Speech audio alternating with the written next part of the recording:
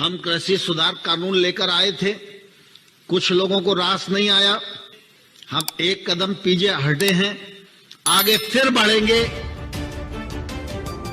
केंद्रीय कृषि मंत्री नरेंद्र सिंह तोमर के बयान से विवाद पैदा हो गया है। नागपुर में कृषि उद्योग प्रदर्शनी के उद्घाटन के अवसर पर तोमर ने जो कुछ कहा उससे लगता है कि आने वाले वक्त में मोदी सरकार फिर से कुछ फेरबदल के साथ कृषि कानून वापस ला सकती है, जिसको लेकर राहुल गांधी ने एक बार फिर से निशाना साधा है।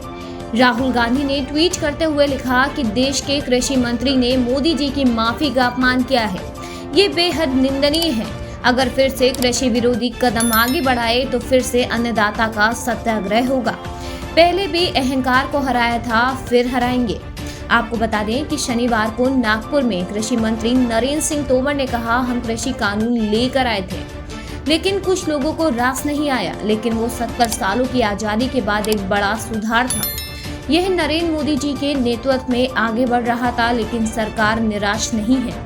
हम एक कदम पीछे हटे हैं, आगे फिर बढ़ेंगे, क्योंकि हिंदुस्तान का किसान इस मुल्क की रीढ़ की हड्डी है। जब हमारी रीढ़ मजबूत होगी तो निश्चित रूप से देश मजबूत होगा। तोमर जब कार्यक्रम में ये बात कह रहे थे तो केंद्रीय मंत्री नितिन गडकरी भी मौजूद थे। तोमर ने कहा कि कृषि क्षेत्र में बड़े पैमाने पर निवेश की जरूरत है। तोमर ने कहा कि निजी निवेश अन्य क्षेत्रों में आया, जिससे रोजगार पैदा हुआ और इससे जीडीपी में इन उद्योगों का योगदान बढ़ा। कृषि क्षेत्र इतना बड़ा है, लेकिन उसे इस तरह का अवसर नहीं मिला है। लेकिन निजी निवेश का आज भी अभाव है।